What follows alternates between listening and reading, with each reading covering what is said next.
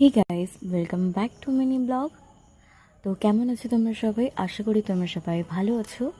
তো আমি আমার আরেকটি নতুন ব্লগ নিয়ে হাজির হয়ে গেলাম তোমাদের সামনে। তো আজকে আমি যাব সাউথ সিটি, আগে যাবো ডক্টরের কাছে, দেন সাউথ সিটি।